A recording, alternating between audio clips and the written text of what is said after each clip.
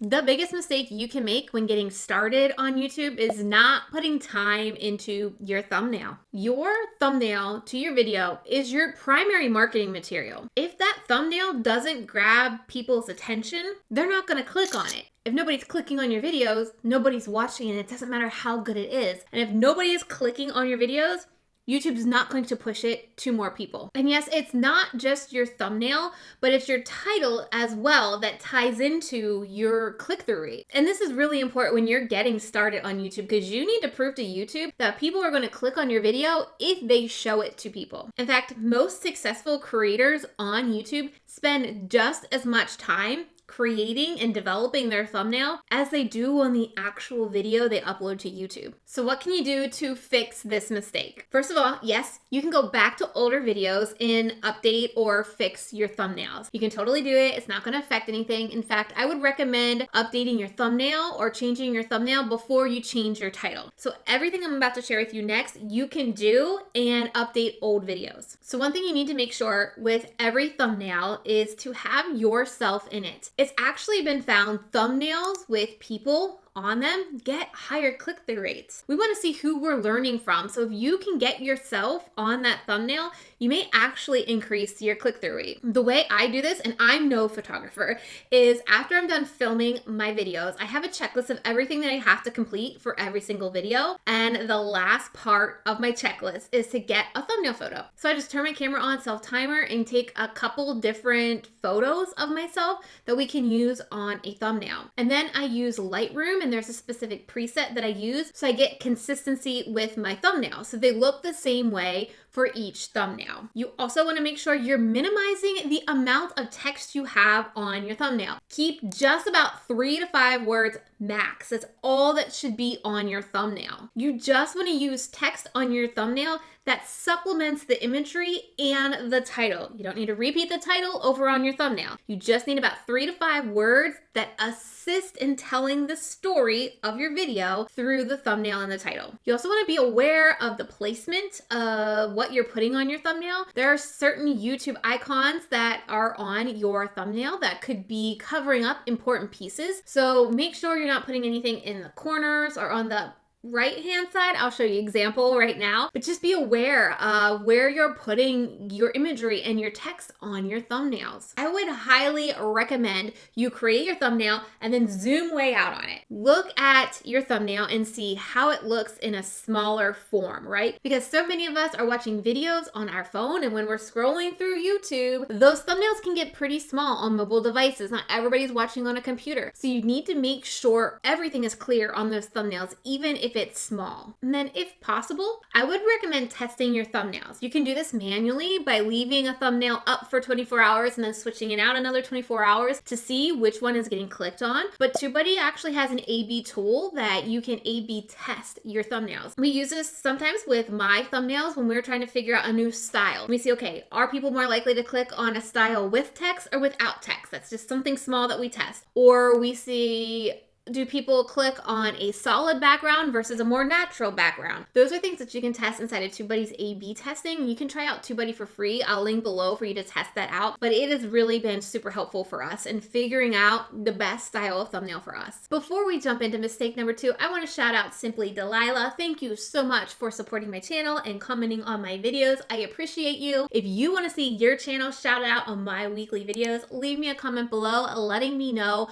what you like most about my channel, and make sure you're subscribed to my channel and you might be on my next video. Mistake number 2 is not knowing your target audience. And this isn't the sexy side of YouTube. This is the hard piece of YouTube. But this is the piece that will get you success, because if you don't have this figured out, it's going to be incredibly hard for YouTube to figure out who to put your videos in front of. And that's how people grow on YouTube, when they're completely clear on who they're creating content for. Because you can't be something for everybody, or you end up being no one for everyone. So while the target audience piece seems vague and hard, you need to know it to create the right content. Let's do an example here. Let's say, for example, I'm chugging through creating content about desserts. I just had some chocolate chip cookies last night. And so let's say I'm creating recipe videos around cookies, quick desserts, that type of content. Then I published a video on my workout routine. Some things are going to happen here. First, your audience that is already subscribed to you for your dessert videos is going to be completely confused at why you're publishing a workout video. Absolutely, some may be interested, but most of them probably subscribe to you for your cooking videos or your baking videos. So what happens is you're not going to get as many clicks or as many views on that particular video because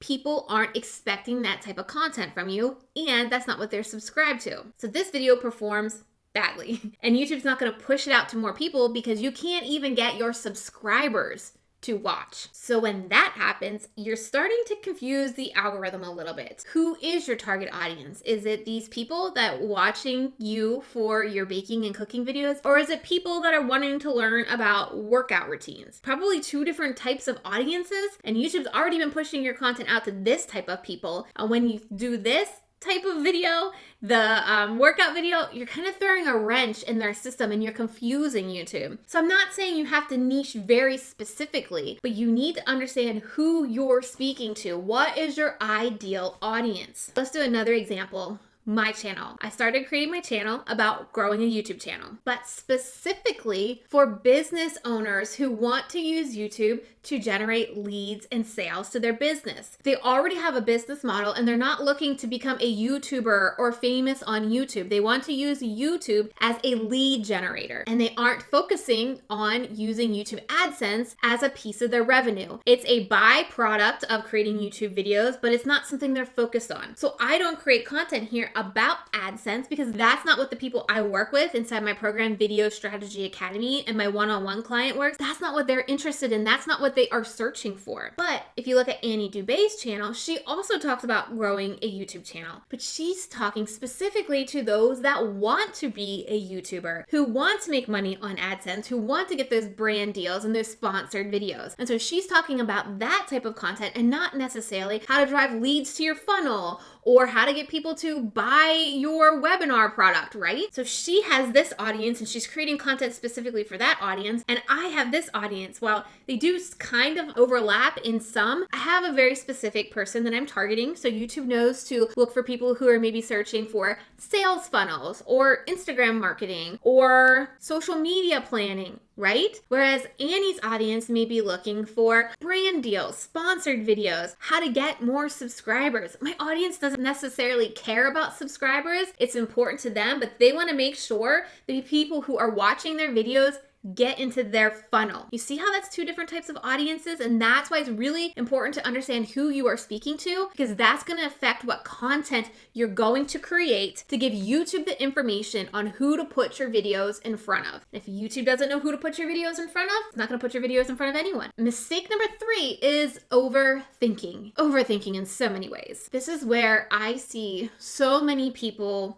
waste a lot of precious time that didn't need to be wasted. They worry about things like their background. They're going to wait till their background is perfect. Or they worry about getting the perfect equipment before they start. Or they worry about how are they going to do that fancy editing. Or they worry about having a funnel set up in their business before getting started. Or they worry about having enough video ideas before they get started. But what you really need to do is stop overthinking and just get videos on your YouTube channel. Because everything I talk about here on my channel is hard for you to incorporate if you don't have the data. It's hard for you to get a better click-through rate if you don't even know what your click-through rate is. It's gonna be hard for you to increase your audience retention if you don't have videos to see what your audience retention is. The only thing you should be focusing on when you're starting a YouTube channel is creating good quality content. Content that your audience wants and content your audience is going to find valuable. I've said this many times here on my YouTube channel, but for an entire year back in 2017, I shot all my YouTube content in front of this ugly beige yellow wall. And I still grew my YouTube channel by 300% because I didn't worry about the background. I worried on creating good content my audience wanted, content my audience watched to the end. That's all that should matter. Mistake number 4 4 is not picking your Greenlight videos. Now, I talk about this quite a bit on my channel because it's one of the key systems inside of my program, Video Strategy Academy. I don't have the time to go completely into finding your Greenlight videos. If you're interested in learning more about Video Strategy Academy and learning my Greenlight video system, I'll link to that down below. But what is important here is finding an overlap of what people are searching for on YouTube versus what you are interested in talking about. When these overlap, Venn diagram style,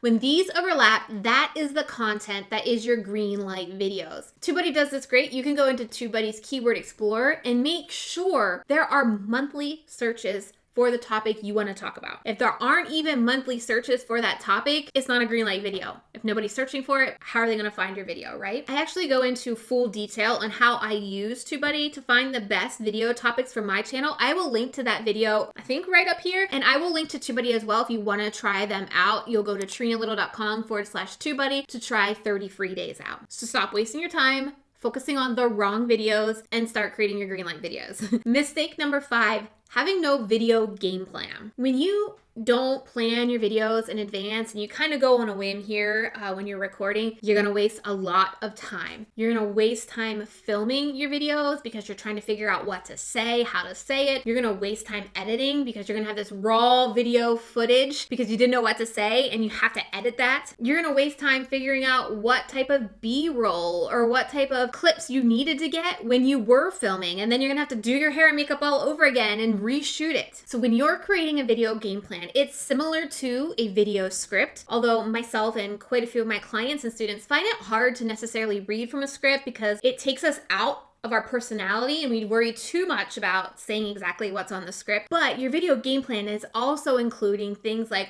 B-roll, clips you need to get, like if I need to get a clip of outside, the thumbnail photo you need to get for your video, any screen tutorials you need to get for your videos. Because if you don't have this planned out in advance, it's probably going to be hard to get people to watch your entire video because these are all elements to creating better videos, to getting people to watch longer, to improving your audience retention. And if you can get people to watch the end of your video and watch your videos longer, that's all YouTube wants. So if you're starting a YouTube channel and you want to see snowballing success, you gotta create videos that people watch to the end by having a video game plan before you turn the camera on. Mistake number 6 is not having a repurpose plan. Now, a repurpose plan is for 2 different reasons. For business owners, I love to repurpose my YouTube content so I have social media content across the board. I take my YouTube video, I turn it into a LinkedIn post, I turn it into a blog post, I turn it into an email newsletter, I turn it into Instagram stories, Instagram TV, Instagram Reels, Facebook, and so I'm able to create multiple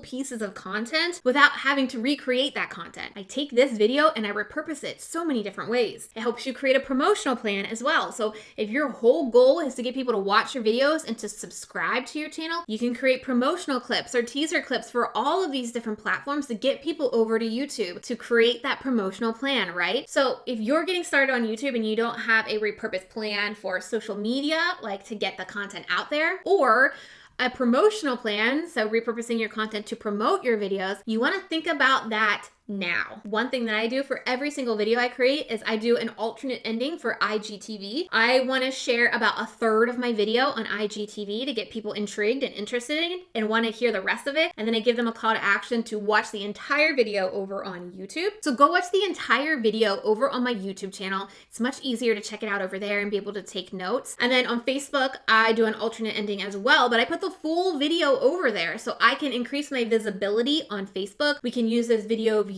as warm leads if we're running ads. And I just do an ending that says, continue watching my Facebook videos or like my page, right? Something specific to Facebook. Mistake number 7 is, you probably guessed it by now, not looking at your analytics. Look, YouTube wants you to succeed. If you get more views and more watch time, people are seeing more ads and YouTube's making more money. So YouTube gives you all the data that you need to grow. You just need to be looking at it. Because if your videos aren't successful or your your YouTube channel's not successful, they're not making money on it either. But I know you're really short on time when it comes to looking at your analytics. So the 3 things that I highly recommend you take time to look at every single month is the YouTube trifecta. The YouTube trifecta for me is your click-through rate, your audience retention, and your end screen click-through rate. So how well are you getting people to watch one of your videos to the end, and clicking on the end screen and watching another video? Some other things that you can look at are the keywords that are driving traffic to your channel. You can also look at the suggested videos that are driving traffic to your channel as well. In fact, I did an entire video on analytics. Again, one of these sides that will be linked to, but it goes into full detail on how I audit and analyze my YouTube channel every single month. So if you're getting started on YouTube, you'll definitely want to check that video out to make sure you're understanding what you're looking at and how to understand what that data is telling you to help you grow your channel. The last mistake that I see